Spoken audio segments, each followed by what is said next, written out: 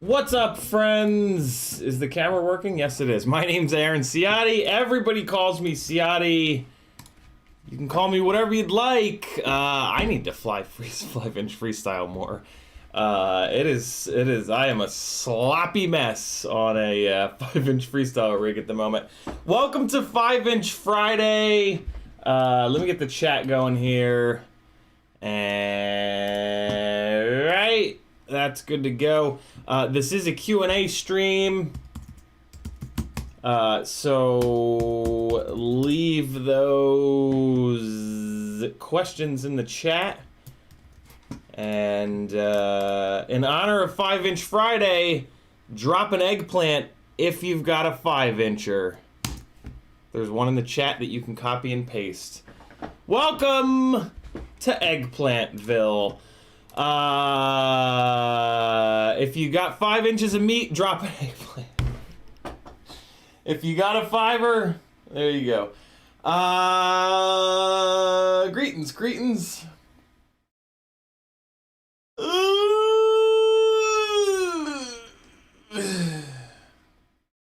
What's new, friends? We're gonna swap an ESC on the test bed rig so that I can start, I don't know, using it again. And then we're gonna wrap things up. What do you think of that? Might be a little bit of a shorter stream tonight. And then next week we're gonna build this ultimate freestyle tiny whoop.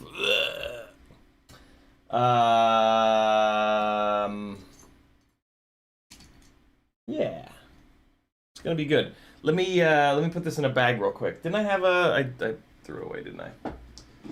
There was a bag, and now there isn't. Ah, perfect. If you want to talk directly to me in the chat, you can do a super chat. If you want to also support the madness, or you can just type CiottiFPV, and when you do that, it'll light up an orange for me. And this is what that looks like. So yeah, if you type anybody's name into the chat, and you both spell it right, and, well, that's it. You just have to spell it right.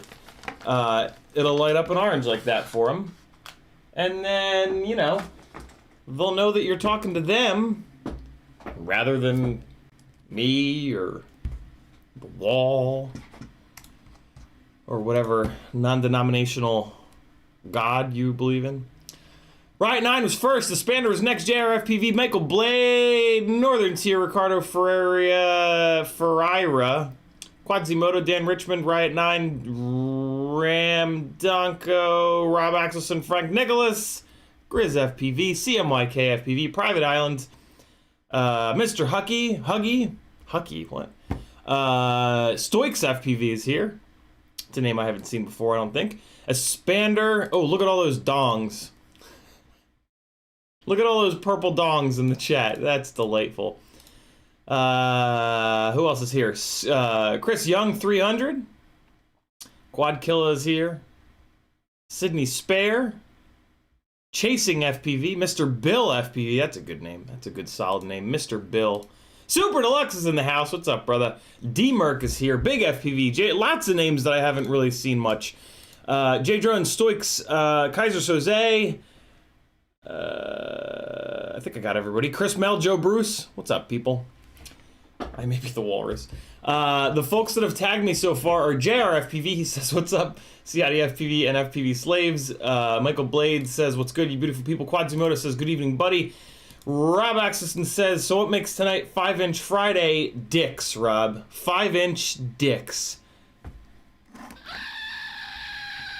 Grizz FPV says, sup. CMYK says, yo, yo. C Young 300 says, what's up, man? Good day for you, I hope. It's a good day. Yeah. A little bit of a frustrating day. So the temporary protective order shit, the restraining order that I had to file against a person,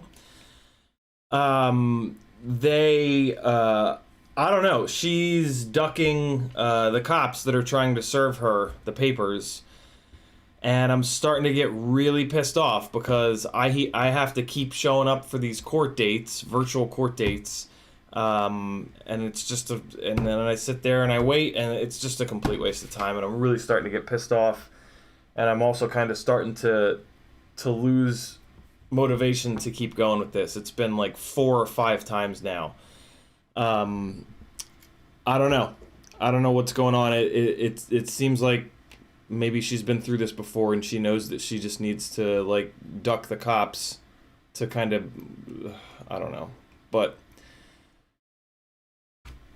a total nightmare is just continuing to be more and more of a nightmare.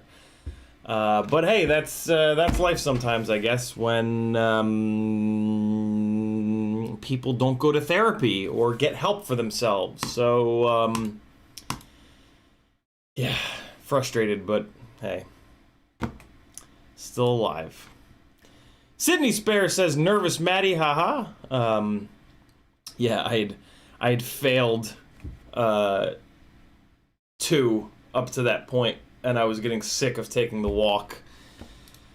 Yeah, just sloppy. Just, I mean, as I watched that flight footage back, I'm like horrified. Like, yeah, flying a 5-degree up tilt Cinewhoop all summer, and really not flying much 30-degree up tilt freestyle has had quite an effect. So go watch my old edits. I'm flying way better in those from like last year and shit. I'm gonna do my best here to get some more freestyle time on the sticks and try to get to where I was a year ago, 6 months ago, whenever. Quad Killer says, what up, FPV fam? Happy Friday. Frank Nicholas dropping the link to CiottiFPV.com. Thanks very much, Frank. This is my full-time job. If you'd like to see me keep doing this, I need everybody to help out a little bit. That means, you know, clicking buttons down below, thumbs up, hopefully, leave a comment, talk to me in the chat. Head on over to CiottiFPV.com, and there's a bunch of buttons you can click there as well. Whole bunch of affiliate links if you ever find yourself doing orders. It doesn't matter what you're ordering. On Amazon, Get FPV, FPV Crate, Oh My God's website, and there's a couple others there. If you hit my affiliate link before you check out, or if you use my affiliate links as bookmarks, right? Like if you replace your Amazon bookmark with my affiliate link, every time you go to Amazon, you'll hit my affiliate link, and then you won't even have to think about it. So that's something that you can do. Makes a really big difference. It's free money. Doesn't affect you in any way. Yeah, it has a big impact on us creators trying to survive. So, and then there's a bunch of stuff that I do a little bit more directly. Patreon is the biggest thing that can help me out. It's $3 whole a month to jump on, and you're going to get access to a ton of really good info. A bunch of really good articles over there on troubleshooting motor heat, troubleshooting mid-throttle oscillations, hot motors. I already said that. The easy way to PID tune, the easy way to filter tune. You're going to get access to audio versions of all these live streams so that if you can't watch them, you can at least listen to them to get all that good, juicy knowledge. There's a Fiverr page. Let me work for you, with you, one-on-one. I do flight instruction, flight coaching. Before FPV, I was into motorsports for 15-ish years.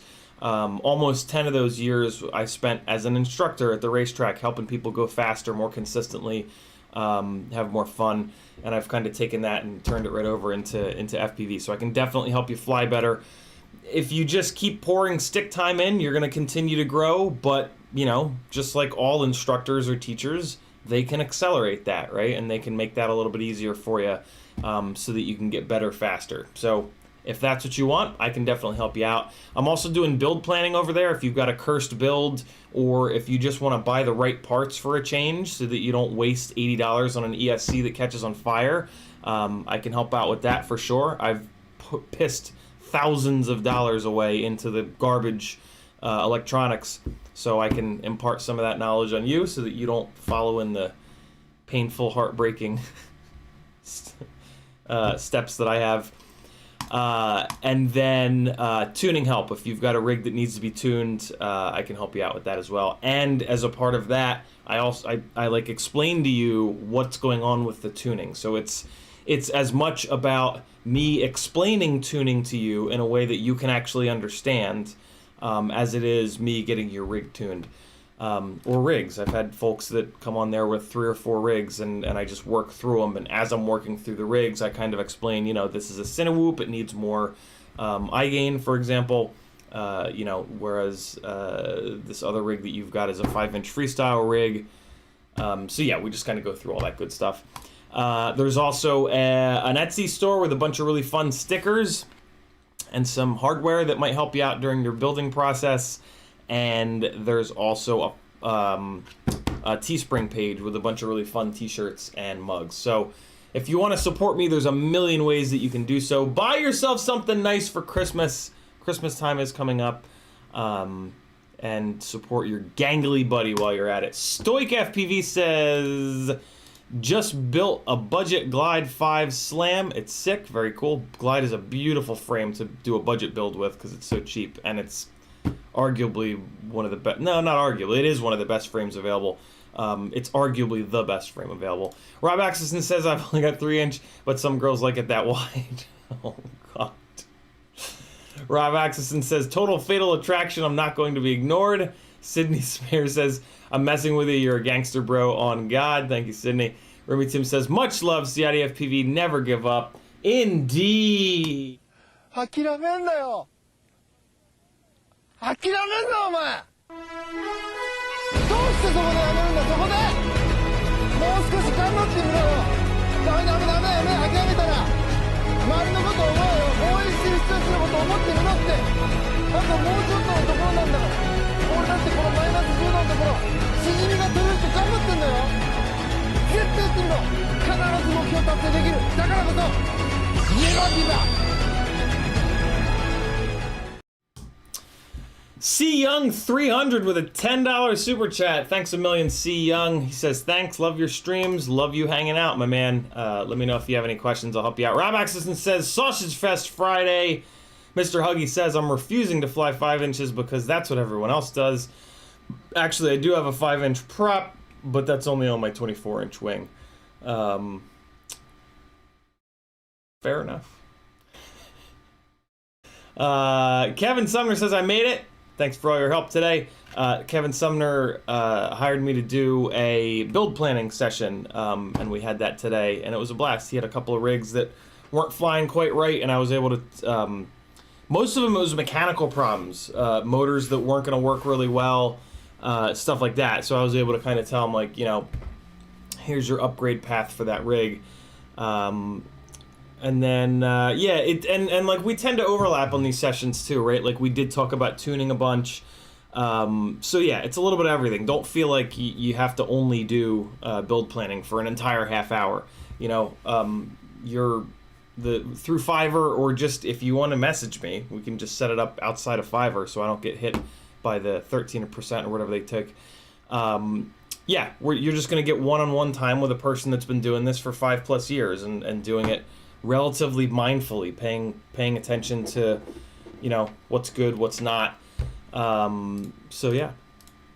Mr. Syncopad says, hey, Ciotti, are you on digital yet? I am not, Mr. Syncopad. The Switch, to be honest, is just too expensive, and digital has a couple of problems for my specific use. So yeah, it just doesn't make any sense for me to switch quite yet. But hopefully they'll continue to improve it. Hopefully some products will come out that solve a couple of the inherent issues for me, and someday I'll hopefully switch on over, because it is nice to be able to see where you're going. Props Off says, did you see my sub 250 4S 5 inch rip over 100 miles an hour? My latest video. I did not see that, Props Off, but I'll take a look after the live stream here tonight. All right, hey, I cleaned up the desk. Look at me go. What are you doing here? There we go. What did I do with there it is. Let's get to work. Hit me with those questions in the chat. Hey, here's the bag that I was looking for the Tiny Whoop. First things first, get an ESC. Oh, you know what I'm gonna do? There's a V3 Acon, which I had never seen before. So we're gonna build it with that. We're gonna build it with this Acon 35 amp V3, which is kind of interesting. I'm assuming that this is gonna be the new, that this is the newest version of the Acon 30x30 35 amp ESC. I've already stress tested the living hell out of the regular one of these, like, I don't know, V1, V2, I guess. And they're all but indestructible. This is the V3, so let's stress test the shit out of this one. The big change here is that there's no longer the daughter board on there. Everything is one big piece. It's one big PCB for the entire thing. So that's pretty cool because, as you guys probably know, I've had to epoxy that daughter board onto this to make sure it was totally durable. So this is pretty cool that that I don't have to deal with that on this. Although it looks like they gave up the 5-volt out, which is totally fine because, like, you're not. I mean, that's not really used. Not many people use the 5-volt output on an ESC. Typically, you're going to pull 5 volts off of the flight controller itself. So yeah, that's I'm totally down with that. I'm totally fine losing that useless feature in order to not have to, like, prep the ESC. You know what I mean? What's up, Alley-oop? So first step, jack up your car. It's a Mighty Car Mods joke. Anybody understand it? Anybody? Let's get this top plate off. Let's get these motors desoldered, and let's get going. Let me clean out my little tray up here that I use to hold the screws and whatnot. It's got a magnetic base, so the screws and shit won't go rolling all around. Kind of nice. And all right. I'm just going to put these off to the side for the moment, and then I'll get organized, as I do after the stream. Here we go. This is from FPV Crate, actually. FPV Crate has a really interesting retail store. They have a really interesting assortment of products. You should go check them out. And if you decide to do an order, hit my affiliate link over on CiottiFPV.com. If you have a Radio Master transmitter, holy hell, they have, like, everything. They have more Radio Master stuff than I think anyone. So yeah, Super Lux says in the bin.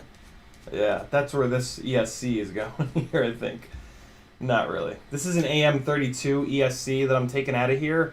I looked up the procedure needed to get a blanked AM32 ESC flashed, and it just I'm not a computer scientist, and it just seemed like a total nightmare. So I'm gonna end up putting this ESC up on, like, FPV Exchange, or if one of you guys wants to spend a whole bunch of time playing around with a non-BL Heli 32 ESC, hit me up.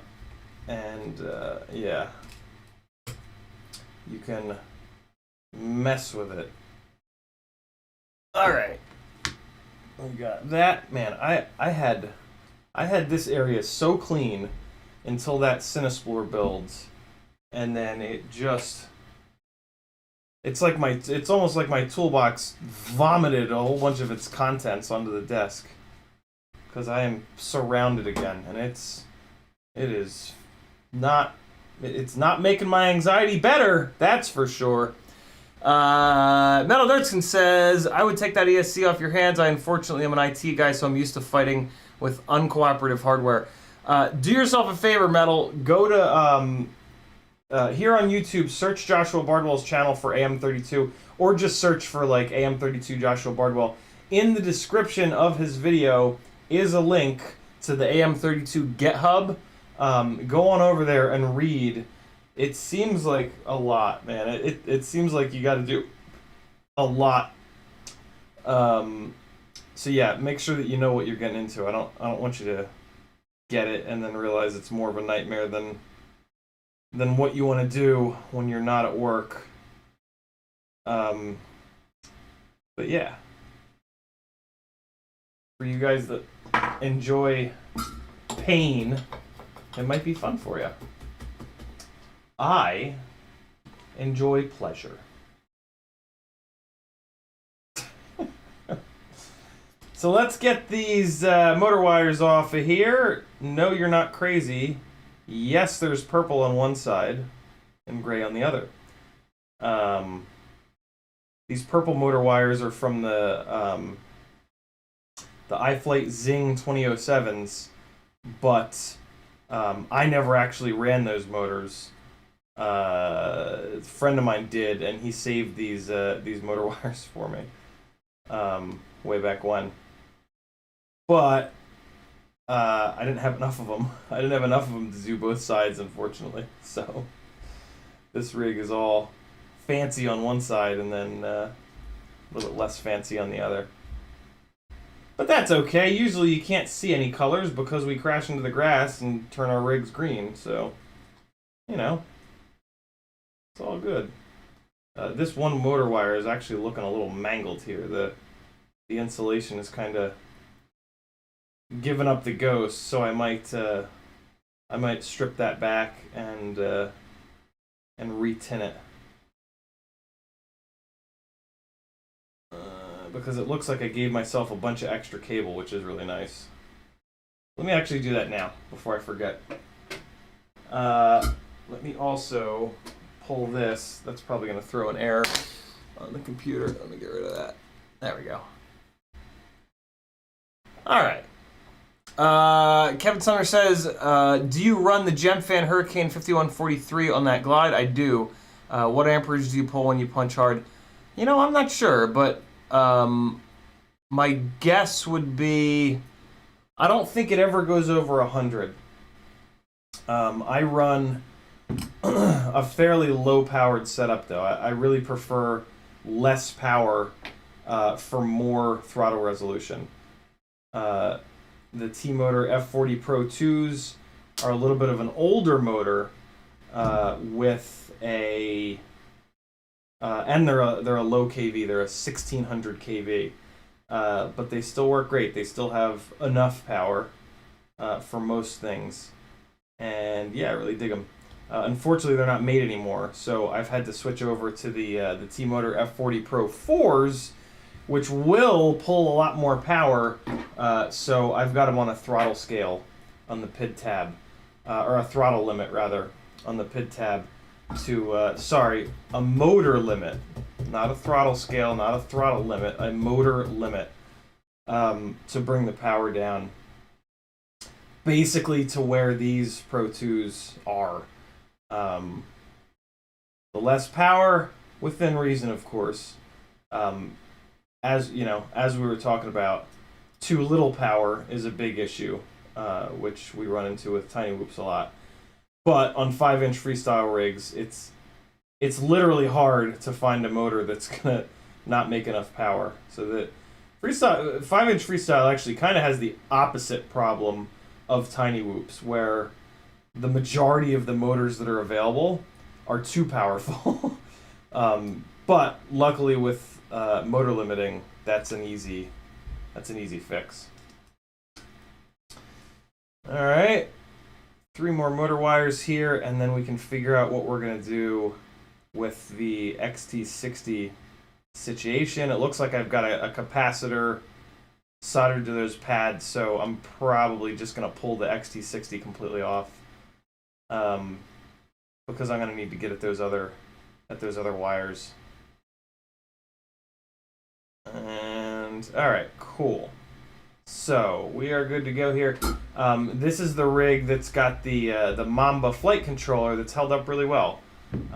So I was really excited to have a Mamba ESC, but yeah, I'm just not doing the AM32 thing. It just doesn't make any sense.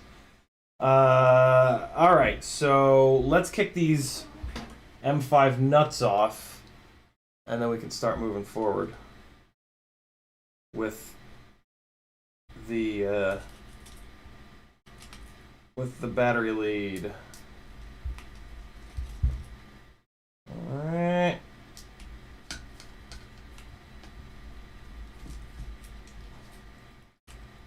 Okay, good to go.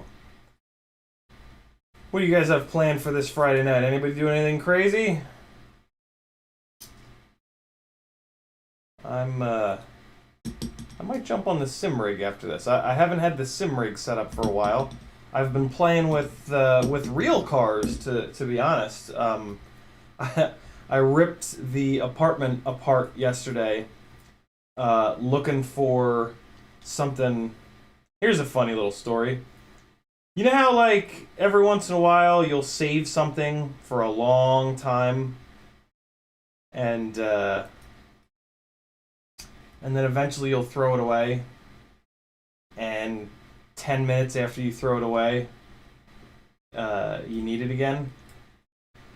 Well, I had that happen to me, which was really annoying. I'd been saving these little collars that I found at Lowe's way long ago. These little metal sleeves, which I had originally used on the Miata with a specific shift knob, but then at some point I changed to a different shift knob and I didn't need the little collar anymore. But and this is the piece that I forgot.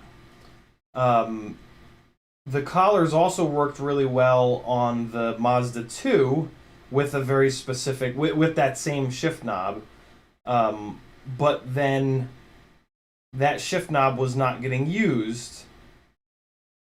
So, and that's the part that I forgot.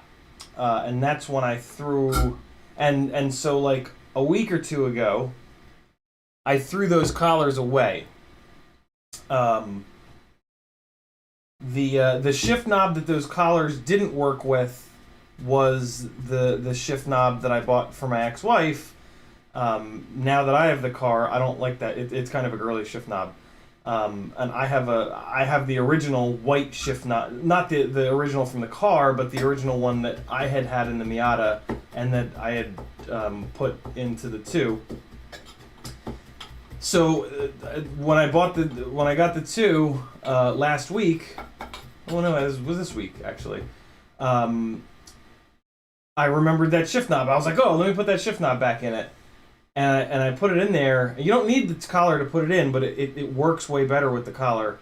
And when I put the shift knob in, I was like, something's missing here. Something like, I just kind of had this memory. I was like, this worked better at one point. Why? How? Why? And then I remembered the collars, and I was like, are you kidding me? I just threw those away. Although, no. Actually, no. I didn't remember that I threw them away. I thought that I just packed them away. So, yesterday, and I also needed to find the Moton coilovers, which need to be revalved. So I ripped the apartment apart a little bit in search of both of those things, which was fine. It was a good exercise in finding all the old Mazda 2 stuff, and also mixed in with a lot of the Mazda 2 stuff is a good amount of Miata stuff, and it's actually looking like I'm gonna have the Miata back at the end of November. I contacted the shop that's had it for the last year and a half, and I said, "Hey, are we still on schedule for the end of November?" And they replied only with the word yes, which is not great, but whatever. They're yeah, I'm not gonna get into that. It's too frustrating. But yeah, and when I get the Miata back, more than likely it's going to get sold. Like, as much as I love that car and as much as I would love to keep it, I'm probably going to really need the money. And you know, I'm not in a financial place to have 2 cars. So, and the Mazda 2 is a much better. It just makes much more sense as a car. You know, you can like actually put stuff in it other than 2 people. The Miata is pretty much relegated to 2 people and a bag in the trunk. So yeah, it's good that I got all that Miata shit out, and I put it in a specific box. So yeah, it was good. But I came home today. I came home from Maggie's today, and I'd kind of forgotten that I left the apartment in shambles. And I walked in. I was like, oh fuck! I remember now. I was a slob and didn't clean up after myself. So that was. I had to spend some time just cleaning up after myself, but it was good. I found a bunch of stuff that I didn't remember. Velociraptor Foil sent $20 over on PayPal. Let's take a bite out of that Mac fund. Much appreciated, Velociraptor. Your support is the reason that I can keep doing this, man. So thanks very much. That's very, very cool of you. Let's get it going. Where the hell is... Where is it? Gear Fund. Where is it? Oh, I'm looking in the wrong spot. 50 goes to 70. Thank you, brother. Very kind of you. Super Deluxe says, I've always wanted to buy a samurai sword shift knob, but never really want to drive with it. Yeah, they seem like a good idea until they're fucking vibrating around, and they really beat the hell out of the shifter linkage because there's so much weight. The transmission naturally vibrates a little bit, so then that big long lever makes it even worse, and it's hell on the shift ball, and you'll end up with a whole bunch of slop in the shift knob. But, can't tell 18-year-old kids a goddamn thing, so they'll continue buying them. It's good that you've resisted buying it, Super Deluxe. I'll admit, the first time I saw one, I was like, oh, that's pretty cool. I drive a Japan car. But yeah, it's important to resist. All right, cool. Yeah, so this Mamba AM32 ESC is hopefully going to a new home. If somebody out there wants it, just fire me a message at CiottiFPV over on Instagram, hopefully, or Facebook works as well. And yeah, you can have it. This is interesting. Is this going to be long enough? Probably, right?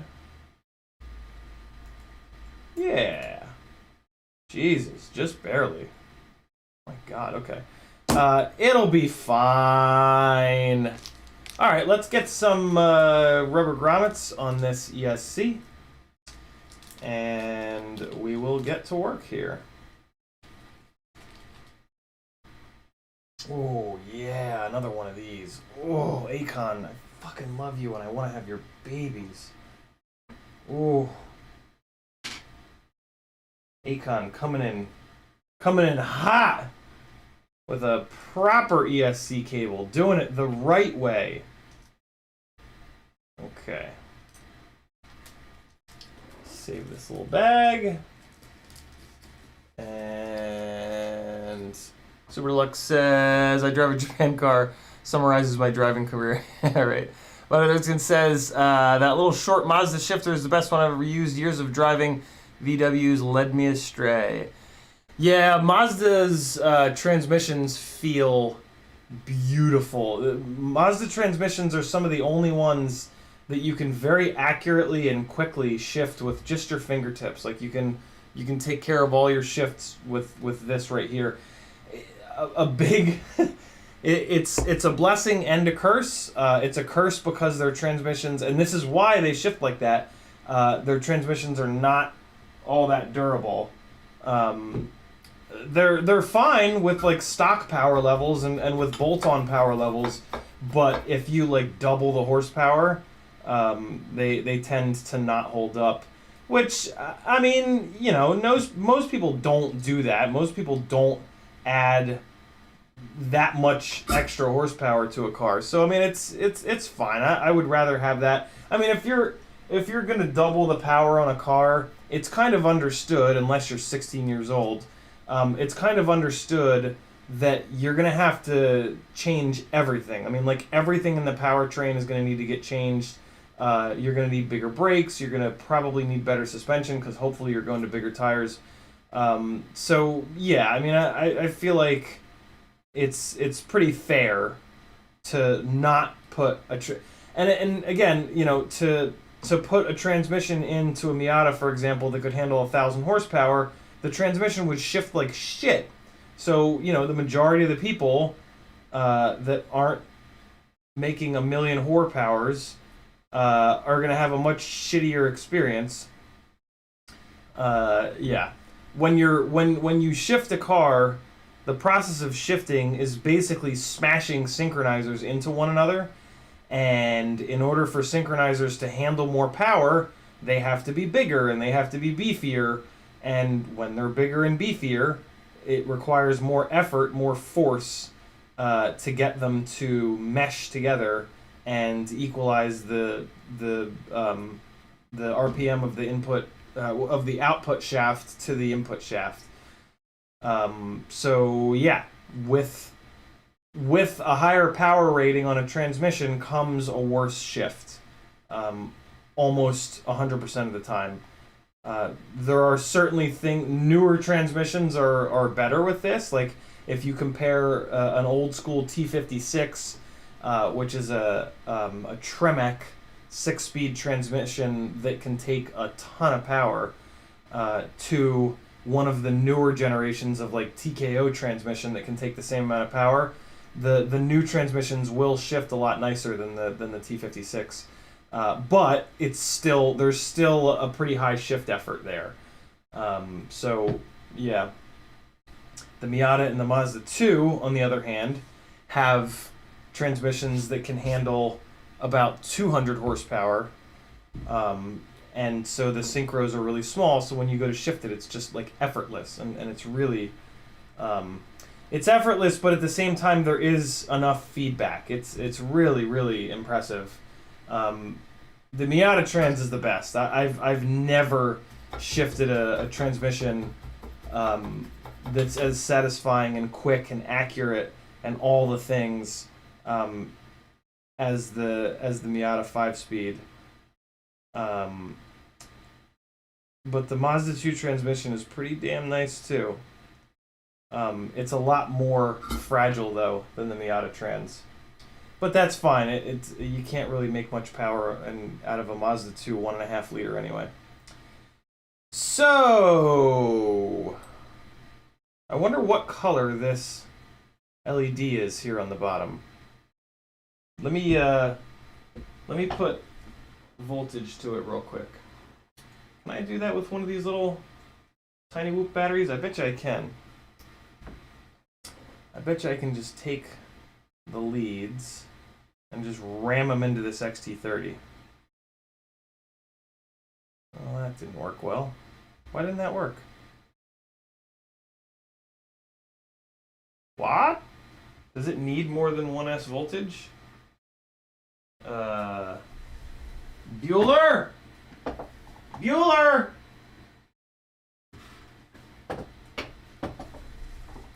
Let's see.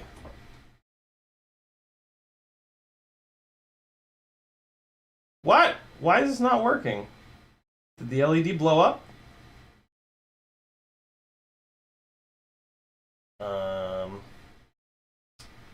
Turn on, LED. You're not allowed to have blown up. Are you kidding me?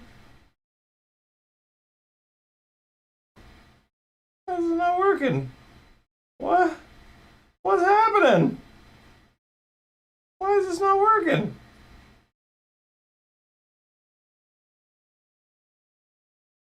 What?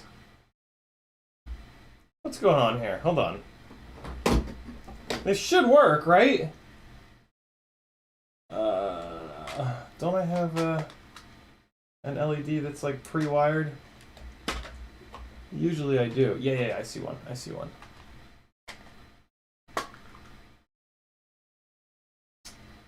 All right. Let's try this out on one of these other ones.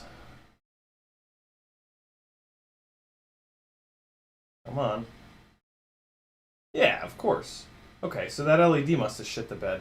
All right, so we're going to replace that LED as well. This is a rig with a bunch of pink LEDs on it. So let's see if I've got a pink LED here. Otherwise, I'm going to use this purple one, actually. But let's see what we got. This is my race wire and LED container. I'll leave that one out too. The big boy. Okay, so let's see. Let's grab a bunch of these little fellas here. Arm LED, arm LED, arm LED. Don't care about them. Here's another little guy.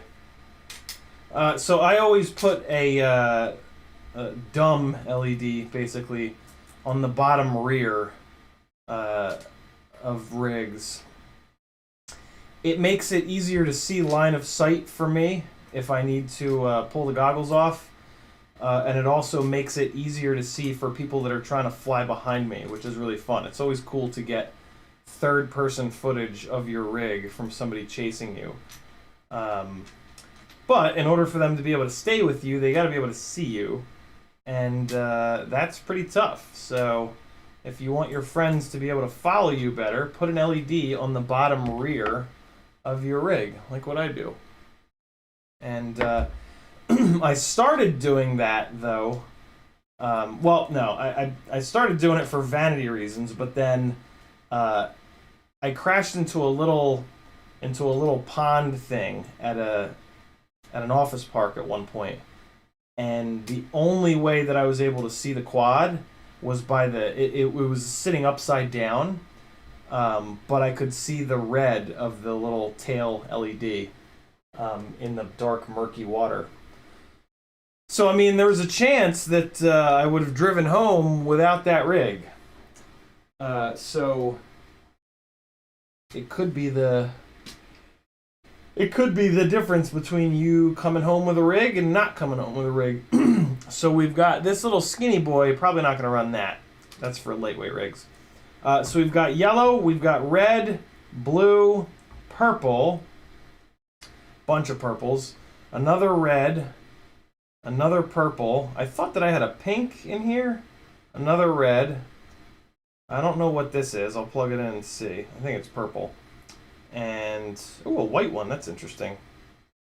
And then this is a big purple. Could put it back in there. All right, I could. The big ones, I'll put them here, like that, which is kind of fun. Maybe I'll do that. Doesn't look like I'm going to get a pink one on here, though. Jesus, the chat is on fire. Mr. Huggy says Jimmy has his Miata at about 500 horsepower, but saying that there's a lot that's been spent on it. Yeah, I think it's on a sequential, too, at this point. Metal Dirtskin says, looks like a lot of the Volvo jerks are going to the Nissan CD009. Or the CD008. That's interesting. I don't know shit about Volvo or Nissan. Frank Nicholas says most LEDs need a signal, not just power. They are controlled. Frank is talking about addressable ESCs, of which these are not. I don't really use any addressable ESC, not ESCs, LEDs. Come to think of it, all the LEDs that I use are either ARM LEDs or just these simple power and voltage. Third Eye View says, where did you purchase the red circular landing skids on that build? Red circular landing skids. Are you talking about these? Or are you talking about these? This is just a Thingiverse file 3D printed. These are just aluminum cup washers that you can get on like Amazon or I believe Pyrodrone also sells these. Neither one of them are landing skids though. I run foam as landing skids. Frank Douglas says those are race wires and not controlled. Ram Donko says what's the rig? Buy tri-blade 4 to 6s question mark. The rig is a glide. I don't know what bi-tri-lade 4-6s means. But the rig is a glide, Ram. Pretty similar to most of my glides. Riot9 says, about to make an F40 2400 kV I won back in March on 6S. Very cool. I'm safe with a 63% throttle limit. Just want to hear it before I send it. Gonna send it anyways. Yeah, 63 is probably a little too low. You can kick that up to like 70 or 75. and you'll be totally fine. June Loco says, what's good? What's up, June? How are you, man? Okay, let's see what color these guys are. Of course, I put that battery back. But I think now that the LED is not blown up, I can just plug it into 1S and it'll come on a little bit.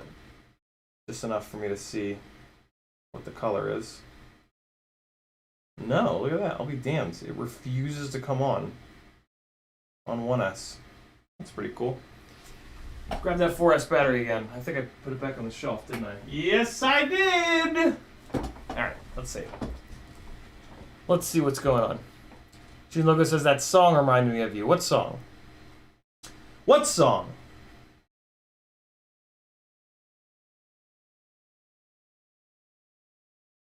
What?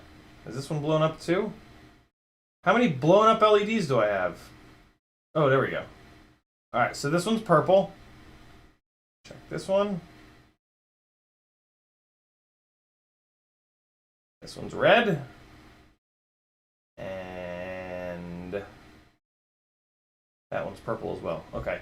So whichever one has the right cable length, I guess I'll use. Put the rest of these guys away. I don't want to do yellow. I already have red.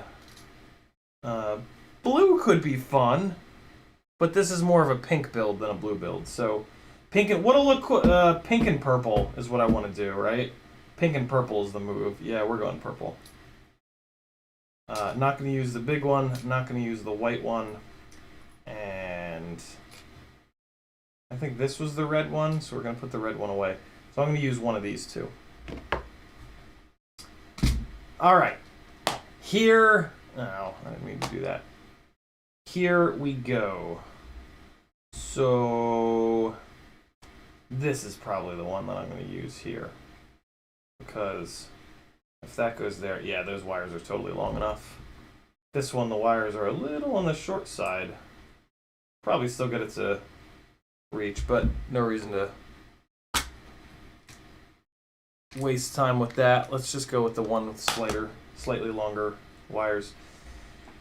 Okay, cool. So let's get this one out of here while I'm thinking about it. And we will move on to the next. I'm actually gonna put power to this one more time just to make sure that it is in fact blown up. Come on, get out of there. Maybe I'll put the other one in there. That's a cool little spot for it. All right, let's check this one more time. I don't know why. If it works now, I'll be very confused. No reason for this to work right now. Okay, good. All right, good. Order has been restored to the universe. Weird, I wonder what happened. It looks like, I mean, there's only one little, I guess it's a resistor on there. Yeah, weird. I don't know. I don't know why this blew up, but it blew up. So it goes in the garbage can. Alley-oop calling out. Everyone hit that like button. Thank you, brother. Here we go.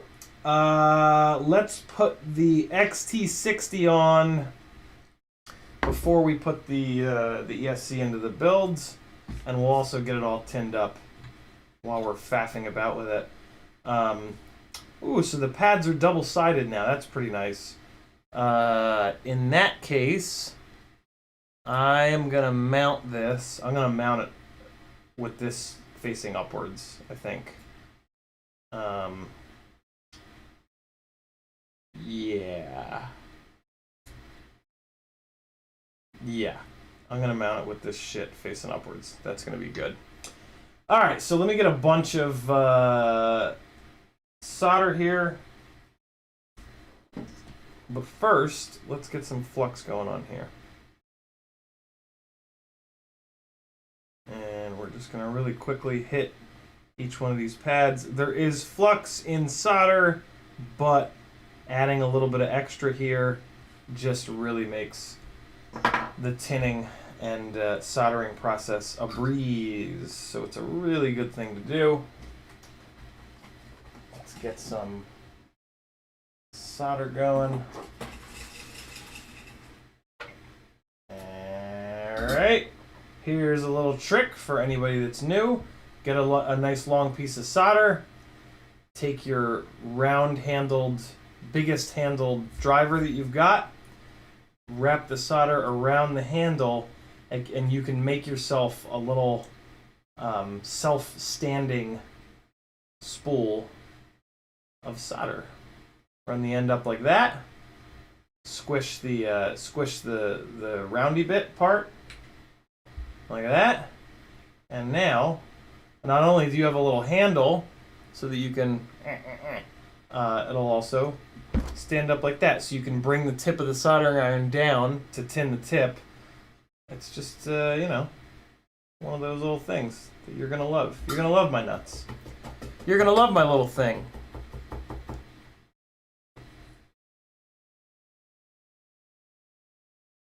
All right, tip has been reconditioned. Let's do some tinning.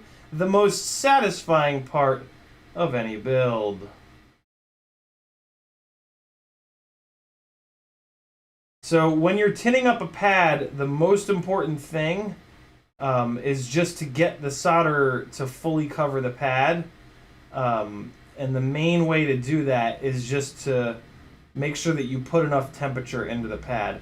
If the solder is not wanting to fully cover the pad, your iron temperature isn't high enough, and or you're rushing.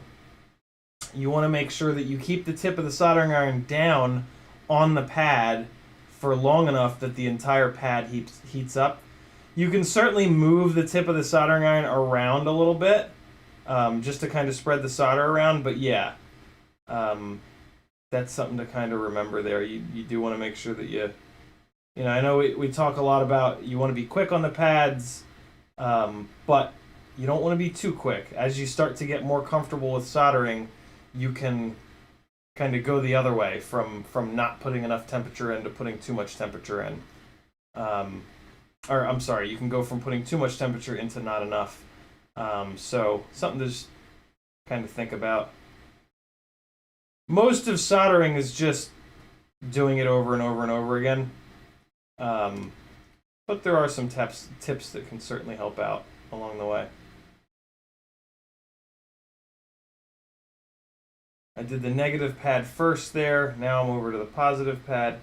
Negative pad is always going to take a little bit more time because it's connected to a big-ass ground plane that covers the entire surface of the ESC. License to Drive says, this is how I spool my solder, and he's got a Thingiverse link there. I think that's going to be a link to the Tic Tac case that License to Drive designed with a really cool little reel on the inside for solder to go on. It's really slick. It's a great thing. He sent me one. I have it in my flight bag. Really, really cool little piece that you guys can 3D print for yourselves. All right, almost good to go here. And oh, I just barely ran out. God damn it. Thought I'd be able to squeeze that, but no luck.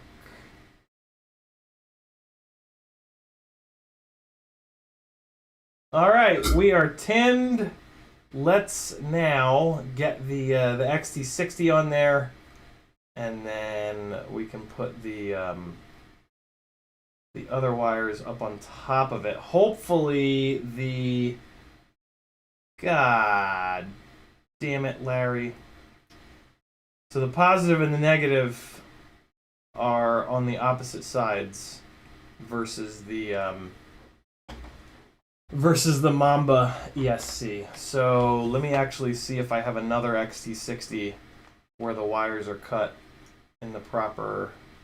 Hey, look at that. That didn't take very long. All right, so I'm actually going to use this one because on this one, I always like to send the power cables out the left side, the driver's side of the quad for us here in the U.S. So yeah, this guy here is good to go. So we're going to do that. We'll put this guy away. And all is right with the world again. License to Drive says, today I designed an arm guard for the Switchback Pro Lite. Very cool. You guys should all check out License to Drive's Thingiverse page. It's awesome. He's got some really, really cool stuff on there. And he's just a cool person, so you should check it out anyway.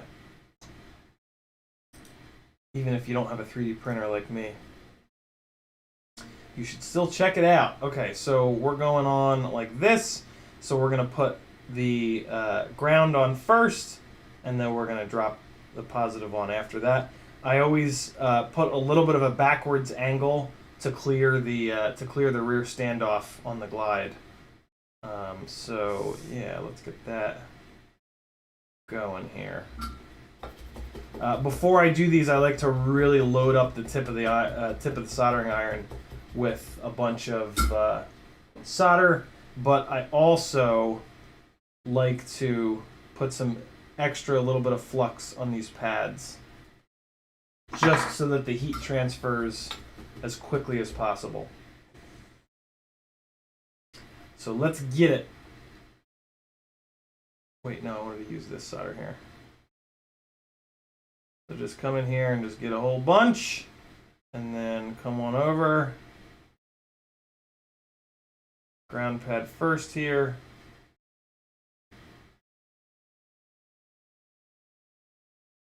Come on. I'm trying to kind of move it. It's not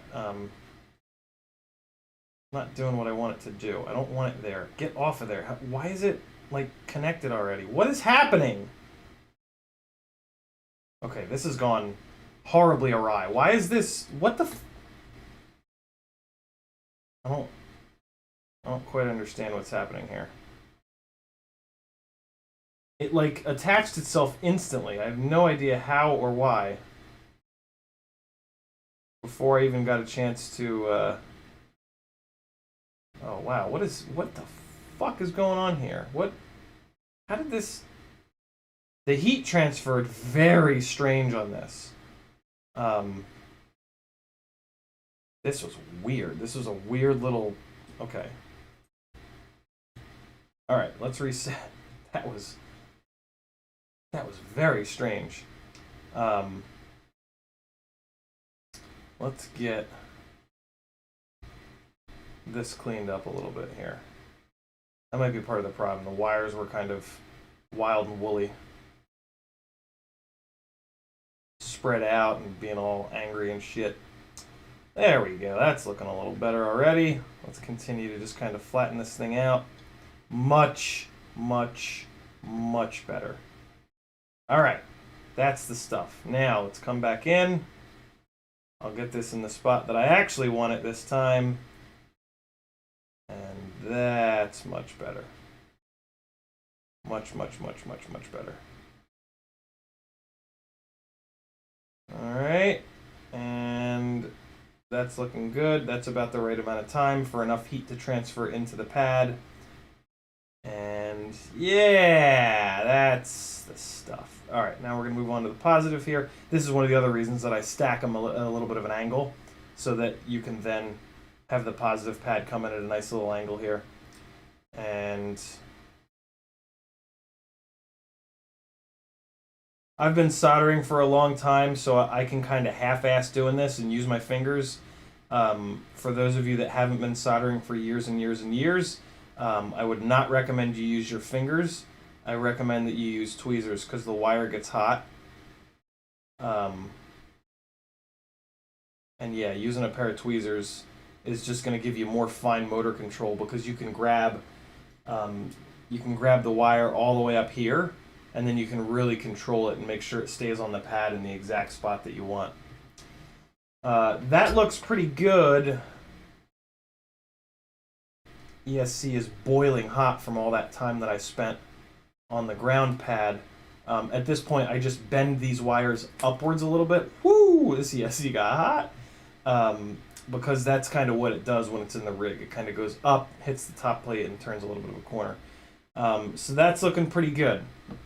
Let's move on to putting it in the frame. Jackalope says, how do I determine the max MAH LiPo I should be running on my quad? I've got 1950 kVt motor F40 Pro 4s, Pacer, P50 ESC on the glide frame. How do I determine the max MAH LiPo? I mean, I don't really know if there is a max. Like, for example, you could put like a 6S fucking 3000 mAh battery on that rig, and it would carry it just fine. And it would give you pretty serious runtime. For me, the way that I figure out the MAH that I'm going to use is like kind of the opposite. I try to go as low as possible and then fly it and make sure that and see how much runtime I get, and then decide, like, is that enough runtime? Is that not enough runtime? But I mean, yeah, there's no. I mean, at some point the flight characteristics are going to kind of suffer, but you probably don't care about flight characteristics if you're asking that question, right? Like, it sounds like you're trying to do a long range build, so flight characteristics really don't matter on long range builds. They sacrifice flight characteristics for runtime. So yeah, I mean, to get you in the ballpark though, I have put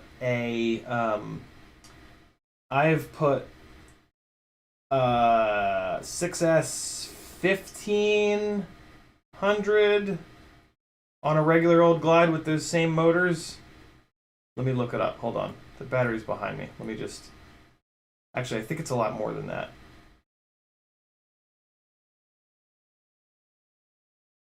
I might not have put enough of an angle on this ground lead.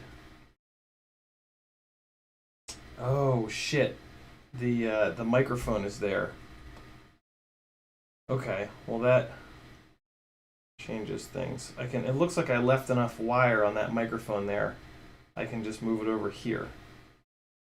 So let me do that. That's funny. Look at me leaving enough wire. That's pretty unlike me. Usually I don't leave enough wire and I have to end up rewiring shit.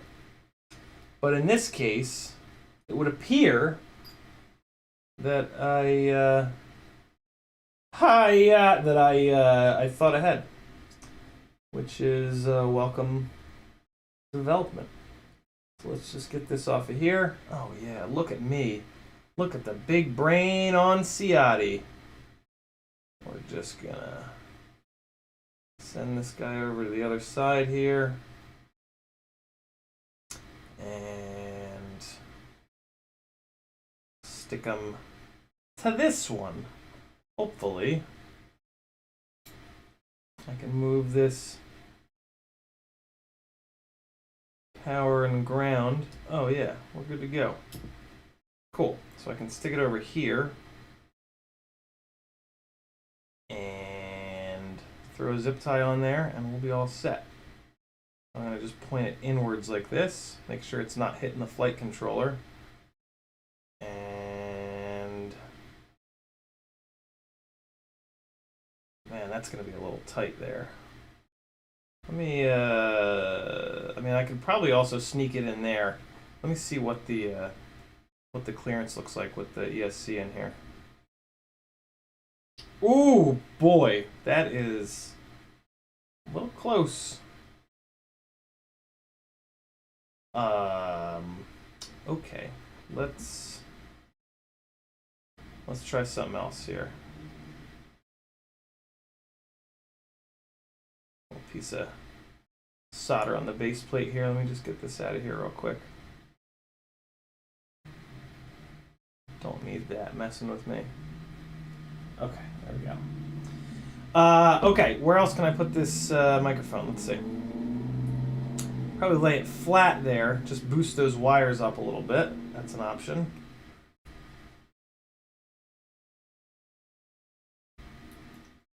Just get this out of the way here. See if that's a little bit better. Yeah, that'll work. The ESC doesn't have a gyro on it, so this thing like kind of mashing into that is actually really not a problem. Hell, I mean, I could just stick this microphone under the ESC. It's totally fine. I'm just going to do that. There's plenty of clearance above the ESC. I'm just going to put this microphone flat on the base plate here. I am going to put a fresh piece of VHB on it, but for right now, let's just make sure that it's going to clear. So let's do that. That's flat down. Let's throw this guy on here. And, oh yeah, tons of room. All the room in the world! Just for the sake of argument, where else could I put it? I could put it down there, but that area is already kind of busy. If I rewired it, I could put it up here, but that's just silly. I think that's where it's going to sit. Let me check back here, though, just for the sake of looking. Yeah, see, so I could put it right here. That's actually kind of a cool spot for it. Let's see. Ooh, you know what? I'm gonna put it there because then there's no chance of it bouncing up and hitting the ESC. So let me get a little fresh piece of VHB, and I'm just gonna clean this base plate so that we get good adhesion. Alright. Just clean that off a little bit there. Alright. That's nice and clean. Let's pull this VHB off and we will put a fresh little piece on. And then all things will be good again. Right, 9 says, use it, love it, or die in a fire. Go-Kart Mozart says, my mic is between the base plates, zip tied to the bottom. That's a cool idea. I have the Immortal T in there on this build. I could probably sneak it in there along with it. But I like this little spot here. I ran a smaller capacitor on this build. Instead of 1,000, I ran a 680. So that gives me this little spot. So by putting this there, it almost looks like I did that on purpose, which makes me feel good. So we're going to do that. Let's get a little piece of VHB going here. Keep in mind, this is a Q&A stream. Any questions that you've got, feel free to drop them down below. Not down below. In the chat. And or with a super chat if you want to support the madness that is FPV as a full-time career. Oh God. All right. What's my email has been absolutely on fire lately, so I'm assuming that there's a million Black Friday emails in there. I actually have to get caught up. Have you guys seen any wild Black Friday deals yet? I mean, it's not today, is it? Wait a second, is it today? Because Thanksgiving is next Thursday, isn't it? And isn't Black Friday always before Thanksgiving? No, it can be after Thanksgiving. Surely. Right? Whatever. Anybody see any crazy deals?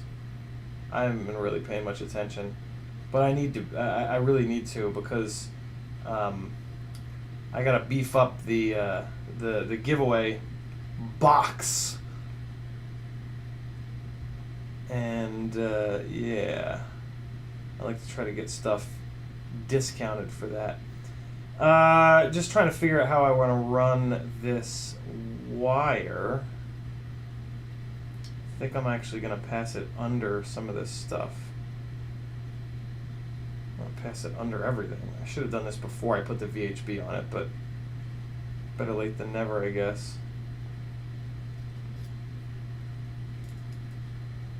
Yeah, let me send this under this little bundle of wires here. Hopefully it'll fit.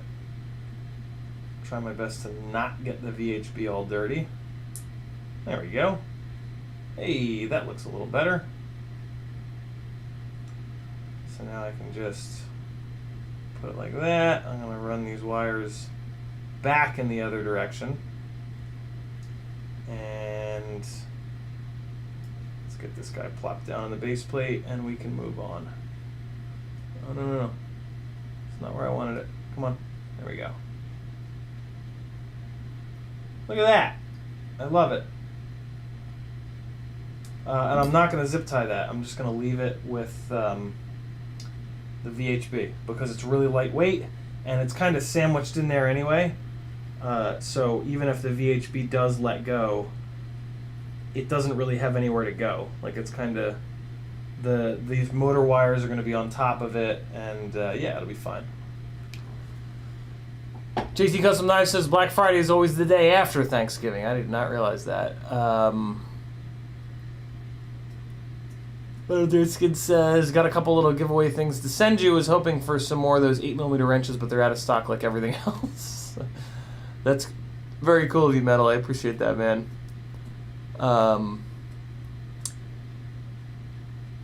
A&P Tech 10 with a great comment. He says, I had my Immortal T mounted like that on my Glide, and my RSSI suffered. I moved it to an arm, and I get 200 on 25 milliwatts. Very, very true. This is a terrible way to mount an Immortal T in terms of signal strength, but this is the best way to mount an Immortal T in terms of durability. So I've flown and crashed the shit out of this rig, but I'll have you notice that the rubber caps are still on both sides of the Immortal T, which is kind of unheard of. These rubber caps, they basically go away the first time that the Immortal T gets hung up in the propellers. But with the Immortal T in the middle here, it can't get into the propellers. Like, it just doesn't, the propellers, yeah, it just doesn't get into the propellers. It's a great spot for it in terms of durability. So for a freestyle rig that you're not going to go really far with, I actually really like this mounting of the Immortal T. This is my only rig where the Immortal T is mounted like this, though. All of my other rigs have it mounted off the rear on two little TPU jib jabs. I really prefer to have it off the rear because I like to be able to take a rig really far in the middle of a freestyle battery. But it's fun to have it like this, and this is like, you know, this test bed rig, so it's really not something that I'll put really far out into the horizon. So yeah, this works really well for this rig. All right, let's get this LED up in here, and I'm gonna need to bust that VHB out for it. So what I do is I just thread the wires up through here, and then up to the ESC pads. So let's just get those kind of going here.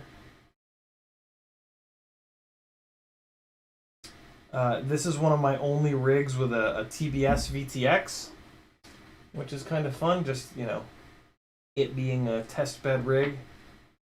A little bit of an excuse to retest TBS versus Rush versus Immersion RC, which is kind of fun.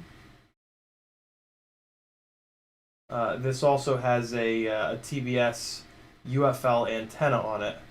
Again, really nice to test the durability of that versus the true RC antennas. Looking forward to getting this thing back in the air. It's been a while since I've flown it. This is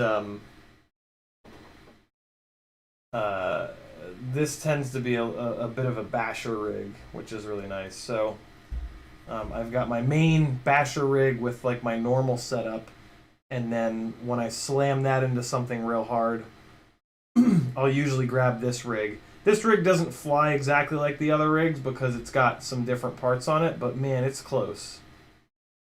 Close enough that, yeah, it tends to be the second thing that I put up into the air when I'm out flying freestyle. So that's pretty fun. Just trying to get these wires to go past the zip tie here. It's a little tight, but I'll get it. Come on, really? Get out of there. Get past there. Don't do me like this. Just fucking move over. Come on. Oh, now the goddamn zip tie is moving. Really? Come on, zip tie. Don't be like that. I need you on the capacitor, zip tie. I really do. There we go. There we go. Okay. Alright, so now I just need to... Let's do this. Let's do this. I bet you I can just twist this. Get enough of a gap.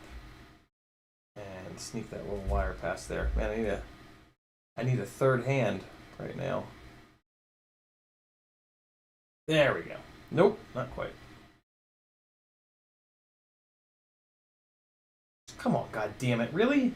Why you got it? There we go. Okay.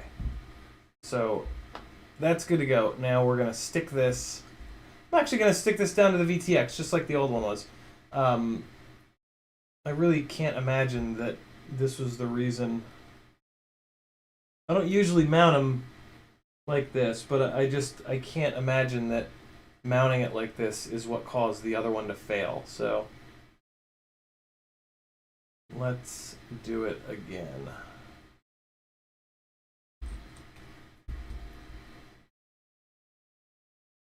Jesus, come on.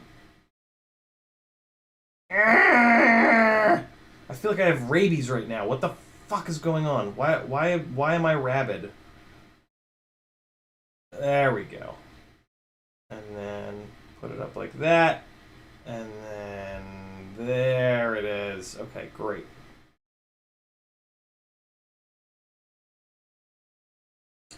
And then that is going to get zip tied in there with one big zip tie that goes around the VTX as well. So that'll be fine. Tuck the cables down a little bit, and all is right with the world. And then these guys have plenty of length to reach up to the power pads on the ESC. Well, that's interesting. Chat disconnected. Please wait while we try to reconnect you. Successfully reconnected. That's weird. Okay. Here we go. VTX going, ESC going in. Man, I'm getting all my acronyms fucked tonight for some reason. Didn't get much sleep last night, if you know what I mean.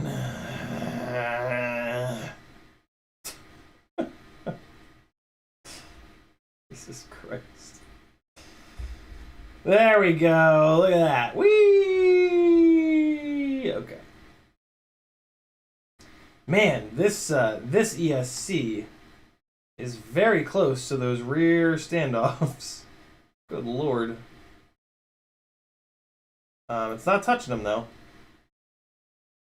But I am gonna just hit the corners of this PCB with a little file real quick, because they're real close to touching those standoffs, and there's just no reason for that to happen. So let's just come over here, and this is just what I'm just gonna do this, but I don't want to do it above the build, so I'm gonna do it off camera here. Basically, the thing that's getting close to the standoffs are these. It's where they broke the PCB off of the PCB that was right next to it. They drill little holes and then you just break it. So there's like a little sloppy bit. Can you guys see that right here on the outside of that FET? Logitech, please. Logitech, please.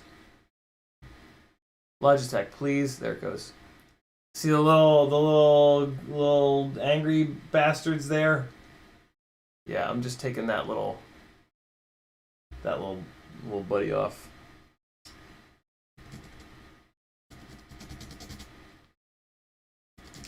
Just a little insurance policy against.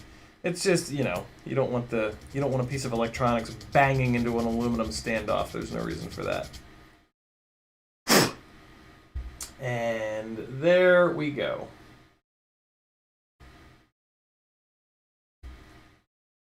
That's better. I'm actually going to take a tiny little bit more off this one. Okay. That's the stuff. Yeah, there we go. Okay, terrific. That's a quote from something. I have no idea what, though. All right. Get this going here. And there we have it. Cool. Yeah, much better. Much better. Now we got a little tiny air gap. Fraction of a millimeter. Cool. So we're going to put these capacitor and LED wires onto these battery pads first, and then we're going to solder the motors on, get this thing plugged in. I'll probably need to make another plug. Ooh, maybe not. No way. Oh my god, I think this plug is going to work. Nope, it's completely backwards. The entire plug is 100% backwards. That is maddening. Yeah, it's completely opposite. The plug would need to be... Wow. Wow. I'm gonna...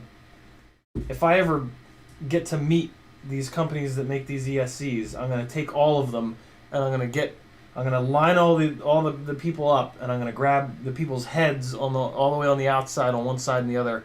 I'm just gonna bash all their fucking heads together for not sending a goddamn email to each other and saying, hey, let's not fuck everybody over, and let's put the ground all the way off on the left, the power next to it, then the motor. It doesn't matter. Anyway, just fuck. Come on. God damn it. It's fine. It's fine. It's fine. JRFPV says, my Shocker 3-inch frame came in today. Also, Toka 1606 motors and Mamba 20x20 stack. Just waiting on the VTX. JRFPV, I had a set of those Toka 1606s, and they were very coggy. Very, very notchy. Are yours? Metal Dirtskin says, was looking through my stash and found the coggiest micromotor in history. Guess which one? Coggiest motor... Potential. My first guess is going to be Sunny Sky, the blue and silver motors. My next guess would be the Emax 1606. My next guess would be any of the 1408s. JT Custom Knives says, have you tried Focus You Fuck? Works for another guy on YouTube. Who says that? Who else curses on YouTube? I love that. Robert Garcelon says, what you're filing are called mouse bites in the PCB world. That's a fucking great name for them. God, that's exactly what they look like. Mouse bites. I'm going to try to remember that. I like that a lot. How the hell am I going to get on these pads? Come in like this, or I could come in like that. I think I'm going to do it like this. Let's go little 30 gauge wires first, and then we'll do the thicker capacitor wires. So these are actually a little too long, but I can eat up some of the length by just giving a little twist here. Let's see how much of the wire length that eats up. Still not quite enough. The question is, do I get totally insane? No. And trim them? No, I'm just going to do that. I'm just going to put them backwards like that. All right, so let's pass the ground under the positive here, and then let's see if I can just grab it. Yep, got it. And then let's just sneak it up like that. Beautiful. All right, so we'll get some of these motor wires the fuck out the way. I'm gonna flux this. When you're soldering one wire on top of another, or two wires to the same pad, I really like to use flux because you want to get everything liquid as quick as possible, so that you have as much time as possible to kind of move it around and get it into the exact right place. Because it's a little sketchy. Like, it sucks to have to do this. I really wish they put a couple extra VBAT and ground pads on these things, but, you know, whatever. Alright, so we're going to do the ground here first. And I'm putting it all the way up by the insulation so that I have tons of room for the wires that are coming from the capacitor. That looks really nice there. Now we're going to do the positive. Same deal. I'm going to put it right up by the insulation. Looks pretty good, but I actually want to just do that. There we go. Okay, great. And then just give them a little... You're not flowing the entire pad, so just give them a little tug. Make sure that they're not cold soldered on. And then the capacitor, as usual, my dumbass used black wires for both. So I need to look on the capacitor. So this is the negative here. So we're going to go under there. And this is going to be a little bit harder to get up and over, but I can probably just sneak it. Come on. Come on, little buddy. There we go. Oh, yeah, that's the stuff. Oh, that's how you do it. Okay. All right. I just want to pull it up the tiniest little bit extra. And I can do that by... yeah, there we go. There we go. Okay. So it's up and it's at a weird angle, but once I put the tip of the soldering iron on it, I'll be able to bend this over the wire and I can get like a nice little ding-dong on there. Then the Guyver says the Mamba Toka 1606 is Nachi. Got it. Alright, there you guys go.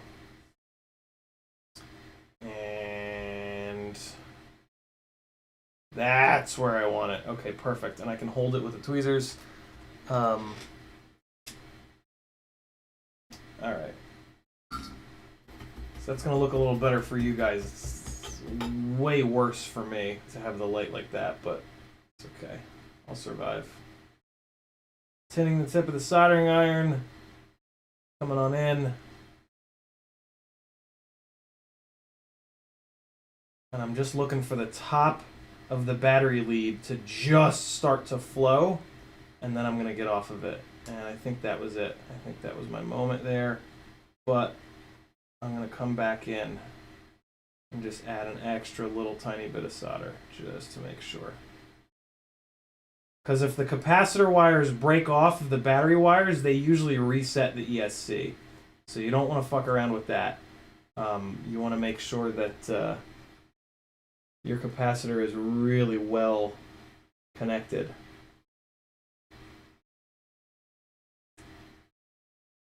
Oops, shit. Didn't want that.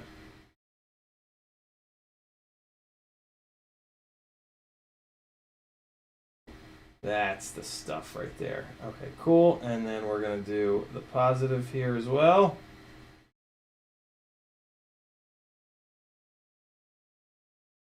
And when I put the little guys on, I didn't burn all the flux off. There's still a little bit of flux on here, so kind of benefiting from that, which is nice. But technically speaking, I should have refluxed, because the flux does burn off pretty quickly.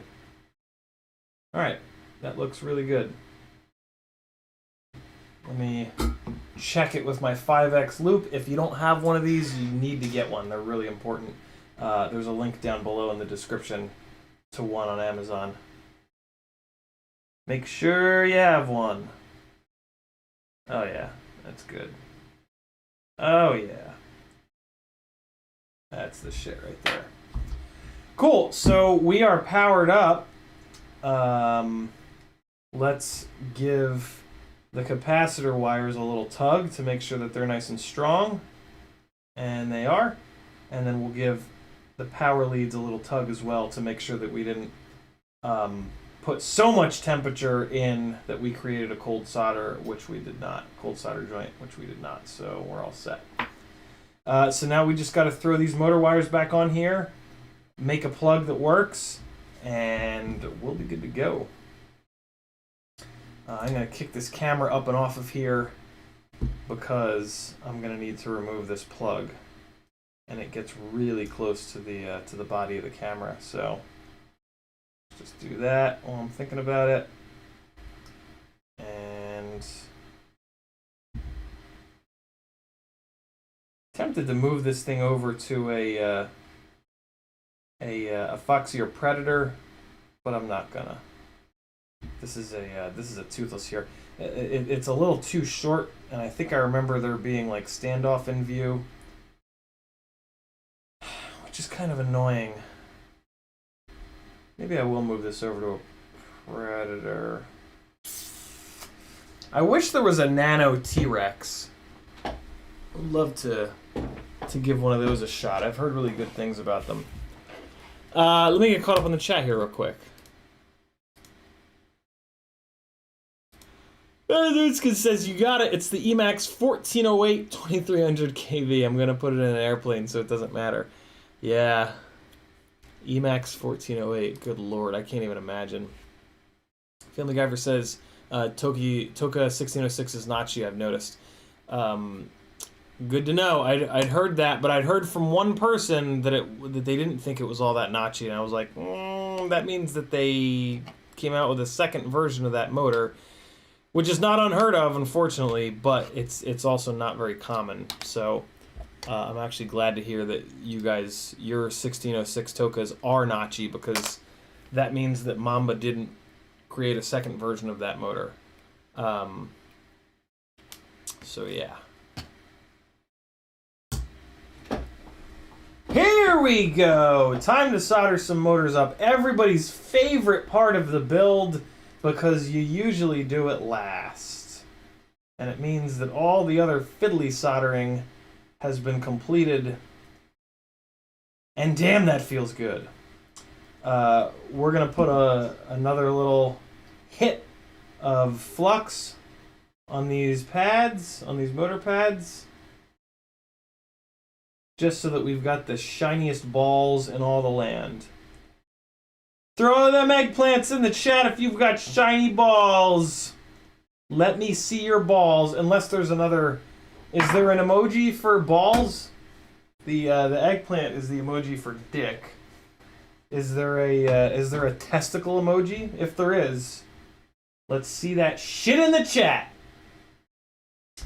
Only if you've got shiny balls, though. If your balls are dull, then you don't get to. Then yeah, don't. Nobody wants to see dull balls. Shiny balls or no balls. Am I right, boys?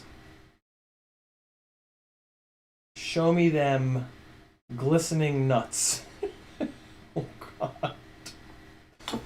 Sorry for anyone with kids. I did that on purpose. Here we go. Here's a little bit of solder over here.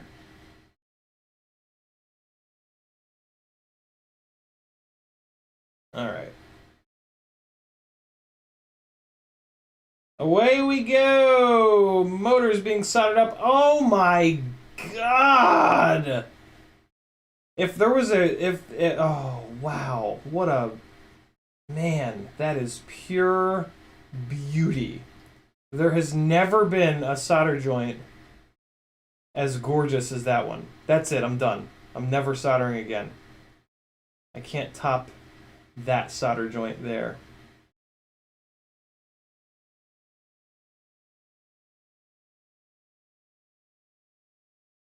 Oh God. I'm definitely not topping it with this one. This one's a little ugly. But it's fine. That first one though, god damn! Woo! Woo, boy. If there's a chick that digs soldering, she's gonna be beating down my door.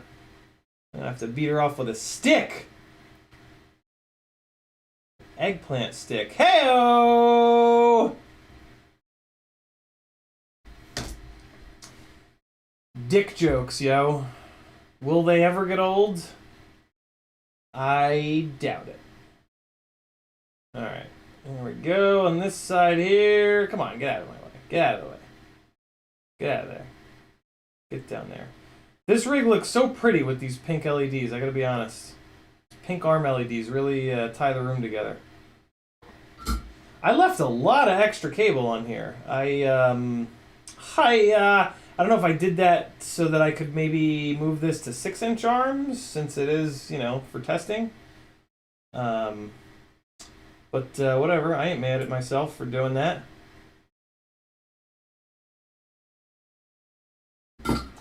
I ain't mad at you! Can you guys see what I'm doing? Maybe? Not really? Alright, it's fine.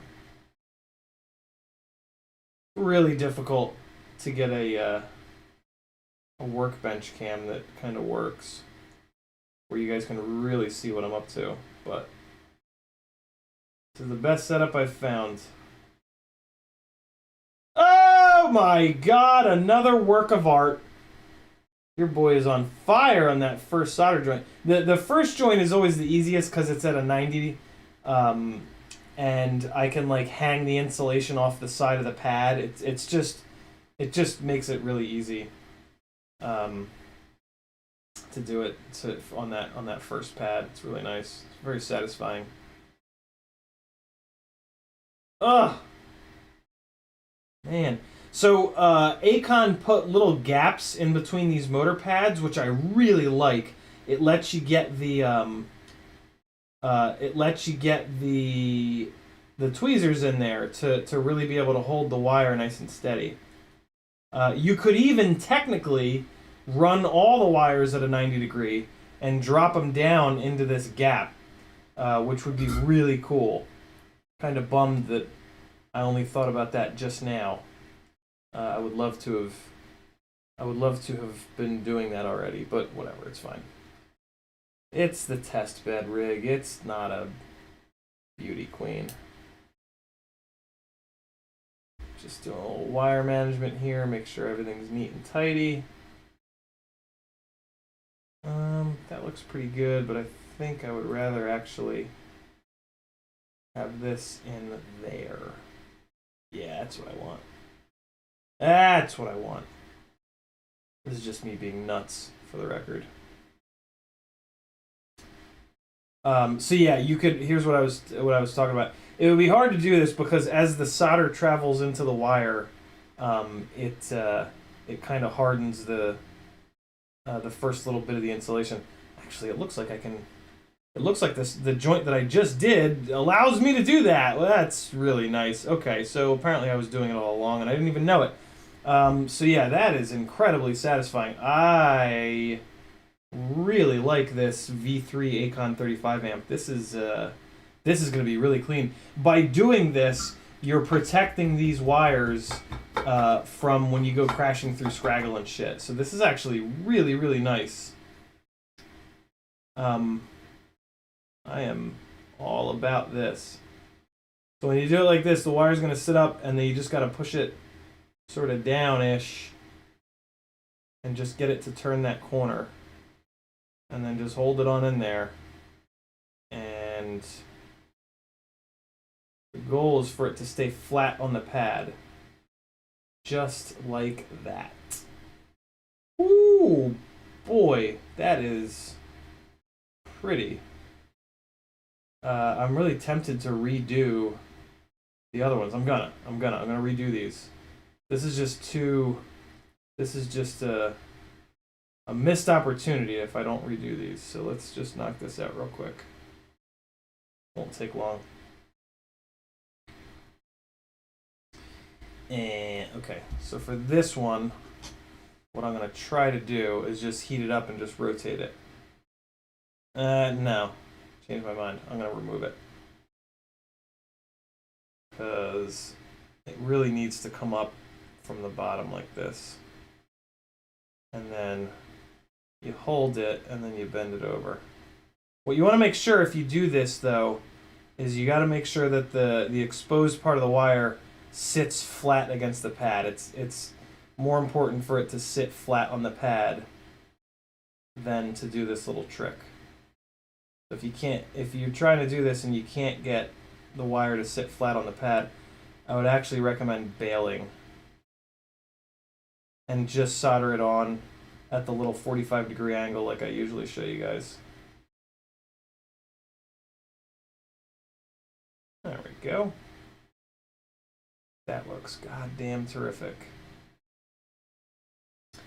And let's get this last one going here. Oh, that looks pretty good. Okay, cool. So,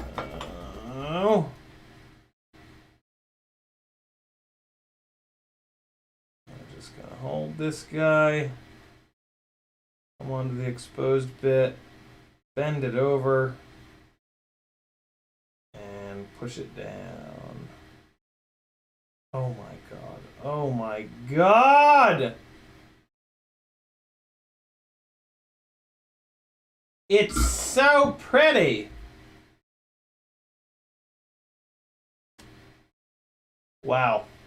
Yeah, look at that. Look at that. So as the sticks and shit try to come over here, they ain't gonna do shit because your boy tucked his little wires in like that. Look at that, man. Look at it from the side. See it? See how I did that? Wait, here. Probably a little disorienting for you guys when it's upside down. There you go. There you have it. Oh, man, I really like that. I've done that once before, way long ago. That is incredibly satisfying. Man. Let me do something real quick. I want this up above that microphone. There we go. That's the stuff. And now you can go down below. Yeah. Man, these wires are up in here pretty like. Gotta figure out what I'm doing with this wire. It's a little too long. I should probably have cut it. I don't want it to touch the flight controller. That's a big no-no. So let me figure out what I'm doing with this wire. Can I just kind of jam it down there? Yeah, that's fine. Not the cleanest, but we gonna be all right. Cool, I'm digging that. Next side. JRFPV says, what are characteristics of a notchy versus unnotchy motor? JR, I did an edit specifically based on that. Go into, search for Cogginess, COGGYNESS, on my channel. And I actually did a little video where I talked about it and explained it. You can put your phone on slow motion mode, which is like 240 frames a second, and you can just spin the propeller with your finger and you'll see if it's notchy or not notchy. Scott Gillen says, what's up? I got for my first JST balance cable repin kit for a 4010 Duo. What the hell is a 4010 Duo? Making a 24-inch, Jesus, 10S 20 AWG balance cable for my newly made sweet-ass battery save. Oh, very cool. Jesus. Right9 says, gonna stay loyal, but bot just started. Oh, shit. Okay, yeah. I'm not gonna overlap with bot. So 9 minutes from now, I'm gonna shut this down. Quad Killer says, beware, Mama did do a second variation of the 1606. That's not as notchy as the OG. Got mine from Pyro. They both suck. Oh, they both suck. Oh, perfect. What Wow. I wish... Oh, never mind. Never mind. All right, so in 9 minutes, I won't be able to get this done, but that's okay. You guys are going to miss me doing more soldering and making an ESC to flight controller cable. But who cares, because you guys know how to do that. You know what's up. Thanks for the reminder. I'd kind of lost track of time there for a little bit. All right, and here we go. I've now got flux all over my fingers. Trying to get these the hell out of the way. That's fine. First one for motor number 1. Good Lord. Motor number 1s all have the shiniest of shinies. It's really something else. And then I'm going to get this next one going here. Come on. You little bastard.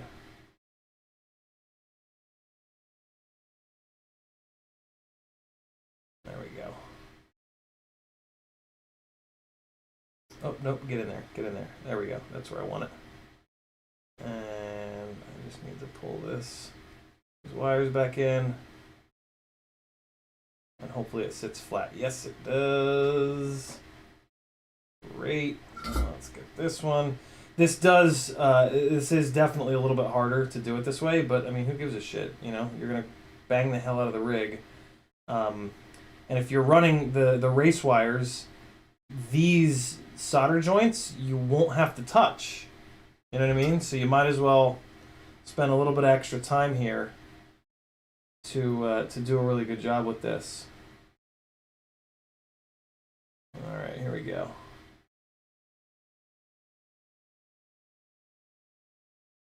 And just pushing that over, nice and slow there.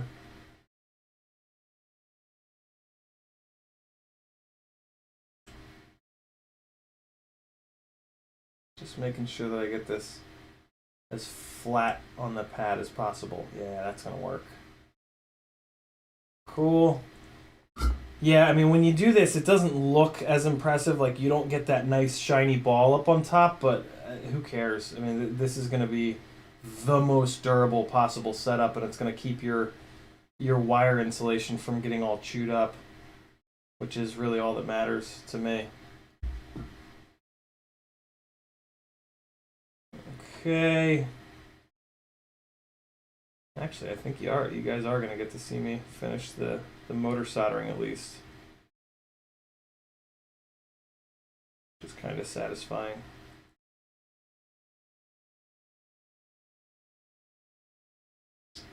Come on. This one ain't gonna look as good. I'm calling it now. What the hell is going on? Why, like, everything's moving around? All right, I gotta redo this one actually. Nothing's sitting right here. There we go. There we go.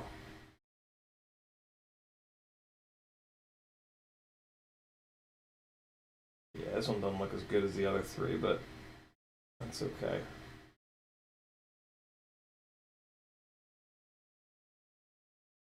Can't win them all.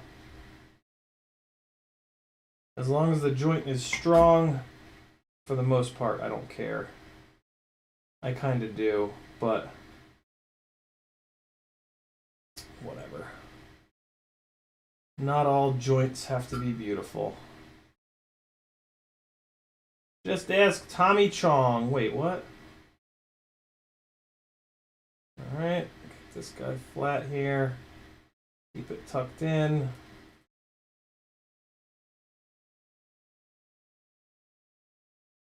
And last one.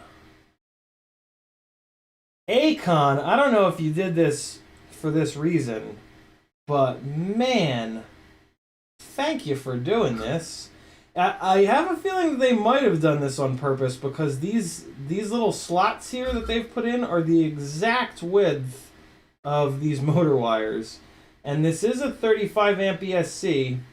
So it is kind of specifically for 5-inch freestyle rigs, and pretty much all of the 2306s and 2207s and 2208s use this same gauge of wire. So I don't know, they very well may have done this on purpose. If they did, then the slowest of claps to you people. You are looking out for us. Making the best ESCs in the game and setting them up in a way that we can build them to be very durable. Man, that is fantastic. Taking a quick look. Yeah, no, we're good. The wires aren't sitting quite as flat on the pads as I would like, but it kind of doesn't matter because the wires aren't going to get pulled because they're protected from being in these little slots. So this is going to be plenty durable. Usually you got to really be careful and make sure that the wires sit flat on the pad, because at some point the wires are going to get yanked. But with the wires soldered down like this, they're not going to get yanked, which is just fucking great. This is really nice, man. I'm really happy with that. So there you guys go. I'm gonna make a cable from the ESC to the flight controller, throw the top plate on, and I'll have another 5-inch freestyle rig to beat the living hell out of. Right 9 with a bunch of dongers. Joshaholic says hi, best friend. CiottiFPV real. Jackery says no way in all capitals. Riot 9 says what's up, love you, but we need them dabs, yo. I'll be joining you soon enough, my friend. Scott says iCharger 4010 Duo. I still don't know what that is. Is that a charger? Family Guyver says that's made in the USA quality, baby. Nice. All right, friends, go watch some bot grinder on this beautiful Friday night. I'm gonna put some Epidemic sound on real quick here and give you guys a little outro with some flying. Thanks for hanging out. Play some stadium footage for you. I will see you guys again Sunday at 3 o'clock Eastern. Stadium. Here's a quick one, 653 megs. I probably crashed pretty good on this. So be good, friends. Thanks for hanging out. I love you guys. CiottiFPV.com has a million ways you can support me if you want me to keep doing this full time and bring you this juicy live stream content. Love ya! Hopefully this song doesn't suck as much as I do. Later.